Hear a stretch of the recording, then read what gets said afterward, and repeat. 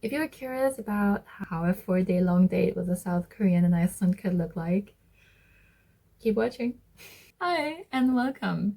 I will be showing you in this video the very first date that I had with my South Korean husband. So I'm Danish and Polish, half of each, and I live in Denmark. Jun is South Korean, born and raised, but he lives in the US on the East Coast. If you want to know how we met, you can go check my previous video, because this video is only going to be about the very first date we had. So we had met once before, but that was not a date and there was nothing romantic about it whatsoever.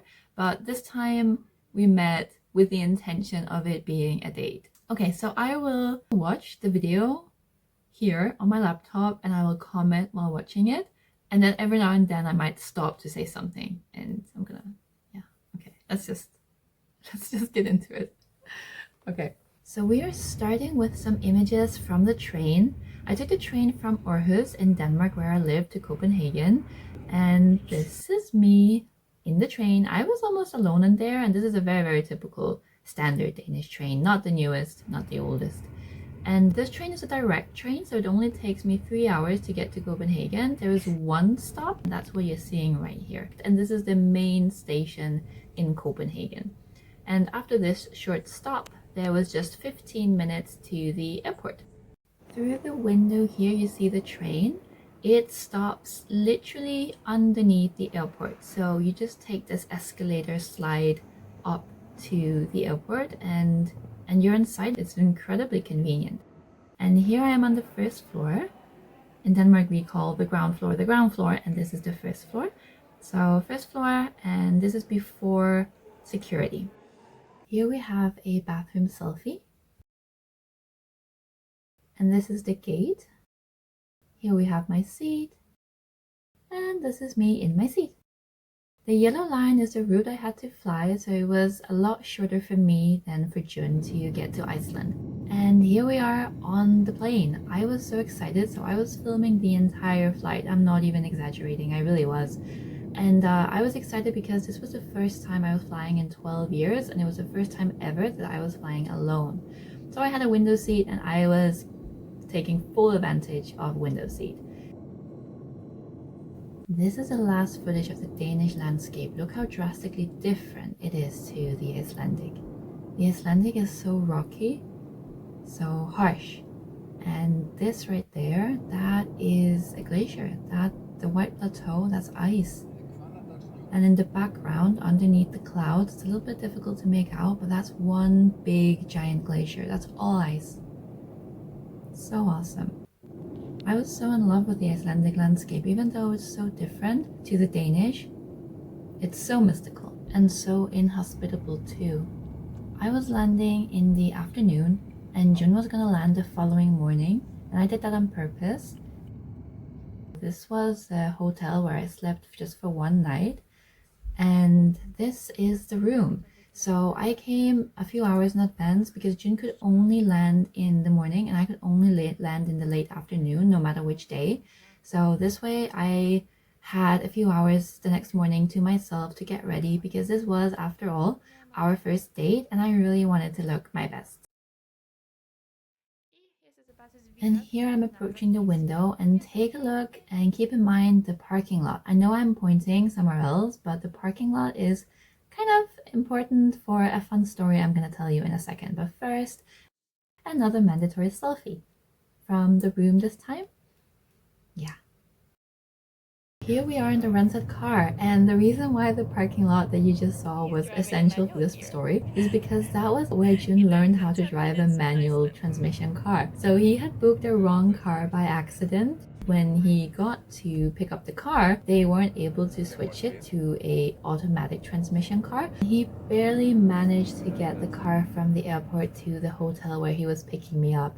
He used a YouTube tutorial and literally in second gear drove the car to my hotel to pick me up. I'll get back to that story in a second, but first this. I found Danish products in a Icelandic grocery store, and I was so thrilled to find Polish products as well. Being half Danish, half Polish, this was such a surprise.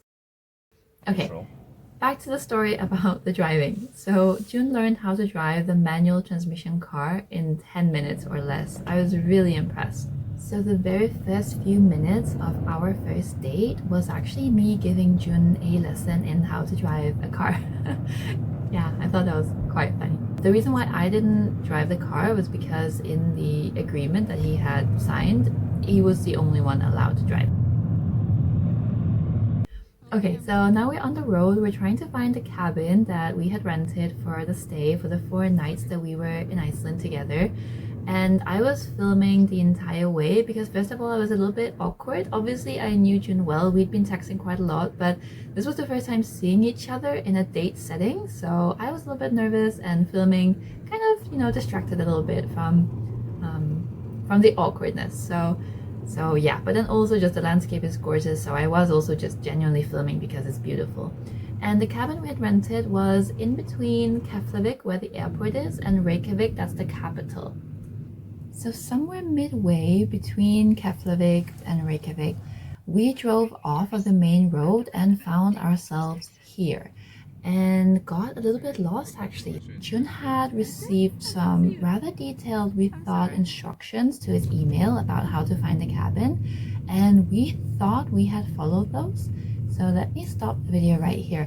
I think actually the instructions were wrong because I think we followed the instructions precisely but couldn't find the cabin. So we got lost and we were standing like in the middle of nowhere in Iceland.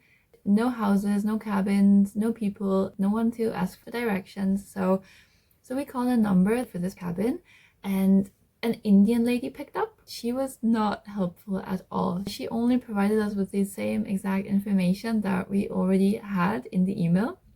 So we just kind of hung up on her and decided to try to find the cabin on our own. But we of course knew what the cabin looked like because we had pictures. Anyway, we did find the cabin, so all was good. Yeah, let's continue. I'm so in love with this landscape, just lava rock everywhere. And we were so close to the sea here, so close to the shore. So beautiful.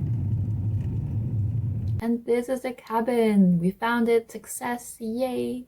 And this is a view from inside the cabin, and that's Jun and the rental car. And this is Sky Lagoon. It was like taken out of a mermaid or pirate movie with the mist over the water and the rocks and the cliffs. Everything was so dramatic. The mist was a result of the temperature difference between the hot water and the cold air. And I think the high humidity made it just sort of stick like that over the surface of the water, which was so cool. And that's me. So Sky Lagoon is man-made, but you wouldn't think it. Everything there looks so natural. It looks like we just jumped off of a cliff and down into a hot spring. It was so natural looking. I loved it. So much so that we went to Iceland again, I think a year after, and visited the same lagoon. Yeah, I can't get over how natural everything looks. And this building right here is meant to look prehistoric, but actually it's super modern. This sauna was inside. Look at that view. But the sauna was too hot. I couldn't stand being in there, so we ran out. And this is a rain room where cold rain was falling down. And it was too cold, so again, I left. And this is the cold plunge. Again, so cold. These are all part of the 7-step ritual. This is Jun doing the cold plunge on our first visit. I went in several times on our second visit, which was the year after. We went to Iceland again. We went to the lagoon again, and I had several cold plunges then. Another awesome thing is that the bar is in the lagoon. You never have to get out of the water if you don't feel like it. So yeah. What's not to love? And there was a vast variety of drinks, but we chose ciders because I don't like beer, so I kind of only drink cider and drinks. Oh, and this is June and the waterfall, just because. It was such an amazing place. Okay, and let me stop the video right here again because this is where June and I had the talk. And the talk is necessary if you're Danish, at least. So my dating mentality is more Danish than it is Polish. And then Jun is more South Korean in his dating approach. So I kind of needed to know, what are we? Because in Denmark, you cannot assume that because you're dating someone, you're exclusive. That could not be further from the truth. You can date around and you can sleep around with as many people as you like until you've had some sort of an agreement. of what you are. So then I asked him the question, right? Like, what are we? If anything, what do you think we could be? I was hesitant with asking because you never want to spook the guy, right? But I asked him and he just looked at me super confused. I was like, what do you mean? We're a couple, right? I was like, oh, yeah. I mean, are we? Yeah, okay. Yeah, we're a couple. Yeah. And he was like, yeah, I thought we were a couple.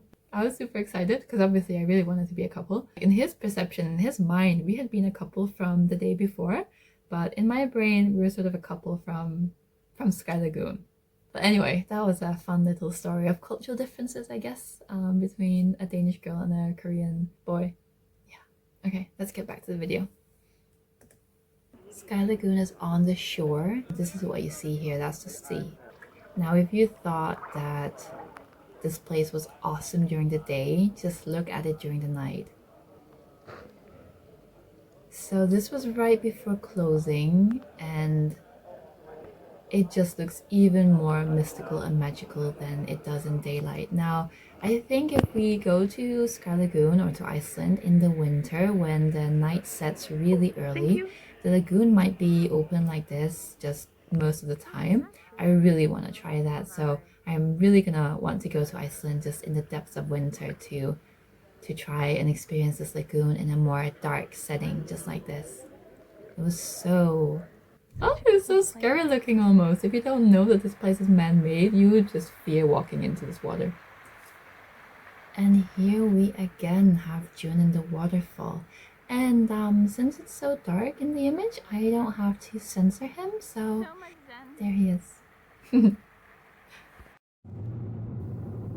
And the next day we were headed inland. Sky Lagoon, which we had visited the day before, is in the capital, so it's on the shore, and same for our cabin. But to get to Gullfoss, which is a big waterfall, we had to go inland. We were also gonna look at some geysers. I'm not exactly sure how to pronounce the name of these, but those are the holes in the ground where the hot geothermal water comes up. Here we made a little selfie stop, but soon we were on our way again. And I was filming quite a lot this time too, or this day too, but not so much because of any awkwardness anymore, only because the nature was so beautiful and I wanted to have lots of footage to show my mom back home. On the way in the car, June had prepared a playlist with Icelandic music, so we were listening to that. And I know I'm showing you quite a lot of footage, but I really had a very difficult time narrowing down or shortening the footage from the trip because I thought honestly everything was so beautiful and so interesting, and maybe someone would be interested in seeing how Iceland looks like. This was another awesome selfie place, and it looks like a place where a troll might just pop out from. So we had to take a picture. There was this little deck that we could stand on. And back on the road again. We really thought we would be able to see the waterfall as we were approaching, but the waterfall turned out to be so well hidden and completely level with the ground, so there was absolutely nothing to see. We were quite surprised at that. Oh, and maybe I can tell you a little fun fact. So Iceland was actually part of Denmark until 1944. So maybe that's why I felt so at home there and so comfortable. Yeah, don't tell that to any Icelandic person, they might get upset. They got their independence in 1944, but prior to that, they were actually Danish from 1380. But I guess they wanted to be independent. Hi, Rock.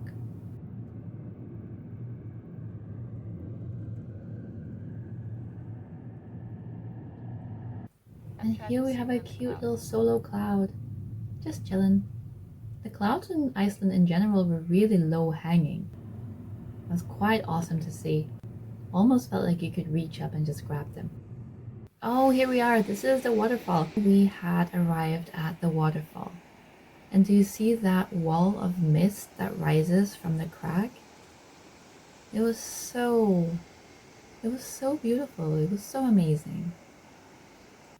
Really worth the drive. And here we are from some viewing deck. Of course, mandatory pictures, selfies, videos, all of it. And don't worry, I'm not suicidal. This right here is zoomed in. I was standing in a very safe distance. And we found a troll, a wooden tree troll, so we had to take a picture. The next stop was trying to find the thing that I still don't know how it's pronounced. Geyser. And on the way, there were plenty of these small holes in the ground where the hot water was boiling up from. No, absolutely not. It looked so surreal. It was so beautiful. So there must be something maybe in the So underground. hostile, so toxic almost. So much geothermal activity.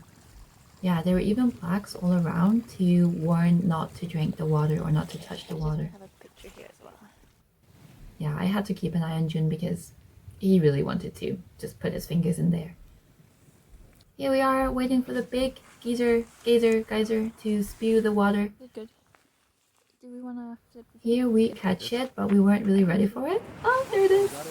But we weren't quite ready for the blast to happen here, so we're gonna have to take it over. So we decided to wait for another. The blasts happen every few minutes. Got it. Unexpected. Yes. Have you got it? Yeah. So we just waited patiently for the next eruption to happen. Besides, Jun and I are never bored in each other's company. Never, ever, ever. It was a very cloudy day, so it's very difficult to distinguish the water column from the clouds in the background. Oh, kiss on the cheek. And here we have Mr. Red Guy. We were laughing so much of him, ruining our shot. He could have walked around us, but he always chose to walk right in front of us. And there we have it! A bit difficult to see, but it was there. And soon Mr. Red Guy will be passing. And there we have Mr. Red Guy again. On the way back to Reykjavik, we saw this phenomenon with the clouds. I almost felt as if we were inside an oyster that was closing up. Yeah. This is Reykjavik, the city center. We were on a very important mission here. This was to try to find a very famous hot dog stand. And of course we managed to find it. I think this particular hot dog stand is famous because some American president has gone to it or gone here and had a hot dog here. So that was the hot dog, yeah. And here we are in matching hats, which I had knitted for us. And that right there is a geothermal power plant, so you might already know where we are heading, to Blue Lagoon. The geological formation here is also interesting. Very. This is somewhat like silica Oh yeah. water, right? It looks just like the water I expect to see in the lagoon. I'm getting excited. Yeah, me too. Oh, there's many people in the parking lot. I think it will be crowded. Yes, and tourist buses too. We had left the car behind in the parking lot, which is behind us right there. So here we are just following others. Almost an hour late because of me. So we were technically late, so we didn't really have time for selfies right here at the entrance, but I think we had 2 or 3 minutes, so I kindly asked for a selfie, and Jen was just laughing at me because obviously I was late again, making us late. It's always me, never him. I'm gonna take But he was laughing in a kind way, you know? He's never condescending. a picture of us. He just thinks I'm funny, no matter what I do. This is Blue Lagoon lobby. And here we are in Blue Lagoon, which should just be called White Lagoon. Notice how we're standing underneath a little bridge. I was trying so hard to find shade there. No. Okay, Mandatory cider. I think 5 drinks per person were permitted in Blue Lagoon, and we took full advantage of that. It was a very big open water bathing area. This was a drink, or maybe a red cider, I don't quite remember. The water is so awesome, completely opaque, you could not see through it. June did the free facial mask. I didn't do it because I was wearing makeup, and this was, after all, our first date. Even though it was the 3rd day of our first date, but still, I wanted to look my best. And me in a clay mask is just probably not the most beautiful sight, so I skipped. In order to avoid the sun, we had sought refuge here in this cave. It was very convenient. And the drink in the background. Yeah, we had 5 each, of course. And that concluded the Blue Lagoon experience. Mandatory selfie before we leave, of course. Bye-bye, Blue Lagoon. Bye-bye, Lagoon. We didn't come back to Blue Lagoon the second time we came to Iceland because there was too much volcano activity close to the lagoon and I was simply too scared to go there again. Heading back to the cabin for the very last night there, we both were a little bit sad. Heading for our last night at the cabin. Yes. Because the next day we would both be leaving Iceland and we would be saying goodbye to each other. And even though we sort of agreed that we were a couple, you never really know how things are going to work out, especially because there is such a long distance between us. Before it got too dark, we decided to go for a walk and see how close we could get to the sea. And this was it. So it was a bit too dark. We couldn't really see where we were going and there were holes. So we decided to just stay here in a safe distance and just take in the very last moments of Iceland together. It was such a lovely walk. This cake right here is called a happy marriage cake, and on the plane to Iceland I was sitting next to a Danish guy who lives in Iceland, and he was telling me to try this cake if I had a chance. We found the happy marriage cake and we tried it, and we both kind of concluded that it's more of an unhappy marriage cake. Sorry to anyone Icelandic who loves that cake. And this right here are Northern Lights. So let me stop the video right here and explain how that came about. So we had overheard some tourists talking about that there would be Northern Lights that night, and we were brilliantly located to see Northern Lights because there was no light pollution where our cabin was located. So far from Keflavik, far from Reykjavik, far from other homes and far from any street lamps. But our cameras on our phones were just not able to capture good pictures of the Northern Lights. So June captured the best pictures, and those are the ones you will be seeing. And they were not green, but this is just the only thing our cameras sort of managed to capture. But it's better than nothing. At least we captured it on pictures, so it does prove that we did see them. They weren't as fast moving as I thought they would be. So when you see Northern Lights in movies, they're always, I think, so fast moving, but they weren't in real life. At least not the one we saw. It was rather slow. So we saw Northern Lights on our first date in Iceland. Like, how cool is that? Okay, that was the Northern Lights thing. So let's continue. And this is screen print. So you see the dark circle 3.5? That's the earthquake we experienced. When we got back from observing Northern Lights and we got back into bed, we were ready to sleep, and all of a sudden we feel the entire cabin shake. Like, just boo. We were like, what did just happen? Did you feel that too? You know, because it was a very short-lived little earthquake. So I was unsure, you know, was that just like in my head? Did that just happen? And he was like, no, that did just happen. So we looked it up, and sure enough, it was an earthquake. There had been an earthquake. 3.5 on the Richter scale, which is a kind of substantial earthquake. I mean, you could feel it, at least for someone who's never experienced an earthquake ever before in her life. That was pretty cool. Also a little bit scary, but also a little bit cool. So in Iceland, we not only experienced Northern Lights, but also an earthquake the very same evening.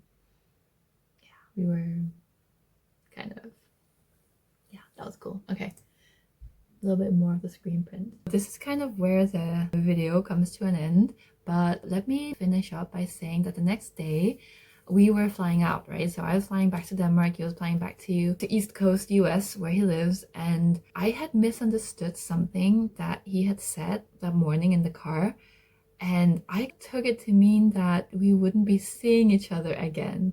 And so I kind of got a little bit emotional, also because I was emotional because we were parting ways, right? So I actually started crying a little bit. He was just mentioning some of my habits, especially one habit. I'm a bit of a germaphobe. He said that, you know, maybe that could potentially annoy him a bit in the future. We just had a frank talk. He was just addressing that one concern, and in my brain it means, no, we're never going to see each other again. But I was wrong, and we did see each other again. So, oh, another fun thing that sort of happened, it was that at the airport in Keflavik, we had some food before we took off, and I had a Korean fried chicken burger, and I'd never had Korean food before at this point. My first ever Korean food experience was at that airport in Keflavik, Iceland. Okay, so that's kind of the story, how the first date with my Korean husband, how that went down. Stay tuned if you want to. Please do. I would be really happy if you did. So yeah, thank you so much for sticking to the end if you did, and I hope to see you again in my next video. Thank you. Okay, bye. Thank you so much. Bye.